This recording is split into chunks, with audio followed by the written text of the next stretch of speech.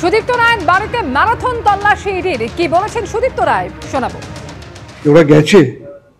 ওরা গেছে এবং সমস্ত কিছু দেখে এসছে। দিনে দুবার ব্যবহার করো স্টপেজ ক্রিম আর নিজেকে রাখো এভারগ্রিন কেয়াশেক আরোমা থেরাপি স্টপেজ ক্রিম আর খুঁজে পাও নতুন আমিকে। এবং আক্তার আলী একটা অভিযোগ করেছিল, সেই অভিযোগের ভিত্তিতে রেখেছিল। অভিযোগটা যখন করেছিল আক্তার আলী, সেটা অনেক বছর আগে, প্রায় আজ থেকে 2 বছর আগে। সেটা কেন দেখেননি? সেটা তো আমি ভাবছিলাম যে অতটা গুরুত্ব দিইনি। সুদীপ্ত রায়ের বাড়িতে ম্যারাথন তল্লাশি চালায় ইডি। যে তল্লাশি গতকাল সকাল থেকে শুরু হয়েছিল, রাত 2টা পর্যন্ত এনফোর্সমেন্ট ডিরেক্টরেটের আধিকারিকরা সেখানে ছিলেন এবং তল্লাশি চালিয়েছেন। রাত 2টো পর্যন্ত তল্লাশি চালানোর পর তারা সেখান থেকে বেরিয়ে যান। অর্থাৎ প্রায় 20 ঘন্টার কাছাকাছি তল্লাশি চলে তৃণমূলের চিকিৎসক নেতা সুদীপ্ত রায়ের বাড়িতে।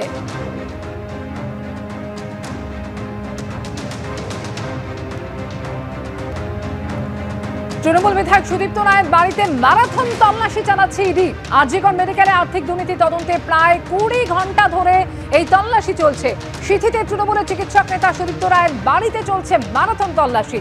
তার বাড়ি এবং এছাড়াও তার নার্সিং হোমে ইডি অভিযান চালাচ্ছে। সরাসরি কথা বলবো, হিন্দল দে প্রতিনিধি রয়েছেন। হিন্দল, গতকাল থেকে যে তল্লাশি শুরু হয়েছে, সুদীপ্ত রায়ের বাড়ি শুধু নয়, একই সঙ্গে তার নার্সিং হোমেও চলছে তল্লাশি। এই ম্যারাথন তল্লাশির বিষয়ে আর কি জানা যাচ্ছে হিন্দল?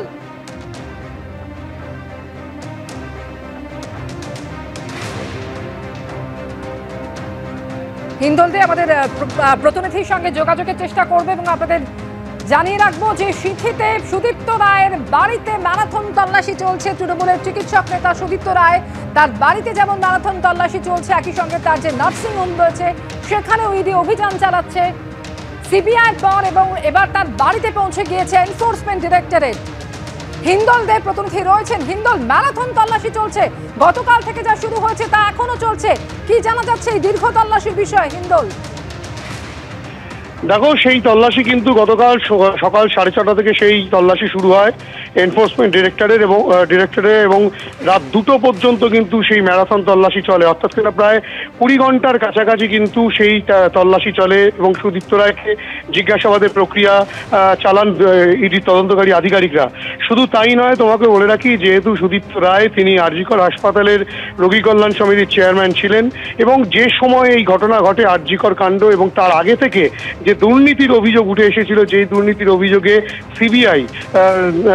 সিবিআই তদন্ত প্রক্রিয়া শুরু করেছে এবং সন্দীপ ঘোষকে গ্রেফতার করা হয়েছিল এই ঘটনায়, সেই ক্ষেত্রে কিন্তু সন্দীপ ঘোষ যেহেতু প্রাক্তন অধ্যক্ষ ছিলেন এবং সেই সময় রোগী কল্যাণ সমিতির চেয়ারম্যান ছিলেন সুদীপ্ত রায়, যিনি তৃণমূলের বিধায়ক এবং চিকিৎসক, স্বাভাবিকভাবে যে দুর্নীতির অভিযোগ, সেই দুর্নীতি প্রসঙ্গে তিনি কি জানেন, তার সঙ্গে কোনো লেনদেন হয়েছিল কিনা, তার কত টাকা, তার ব্যাংকে কত টাকা রয়েছে এবং অন্যান্য কি সম্পত্তি রয়েছে, এই নার্সিংহোম যেটা সিথির মোড়ে রয়েছে, বাড়ির সঙ্গেই যে নার্সিংহোম, সেই নার্সিংহোম কিভাবে তৈরি করা হলো, সেখানে কতজন রোগী ভর্তি হন, সেখানে তাদের সে লেনদেন সংক্রান্ত বিষয়, সমস্ত বিষয় কিন্তু দীর্ঘ প্রায় 20 ঘন্টা ধরে জিজ্ঞাসাবাদ প্রক্রিয়া শুরু হয় এবং রাত 2টো নাগাদ কিন্তু ইডির আধিকারিকরা তারা কিন্তু সেখান থেকে বেরিয়ে যান। এবং বেরোনোর সময় যেটা দেখা যায় যে ইডির আধিকারিকরা কিন্তু বড় বড় যে বাক্স, কাগজের বাক্স, সেই বাক্স নিয়ে তারা গাড়িতে করে বেরিয়ে যান এবং হাতে কিন্তু তাদের ব্যাগও ছিল।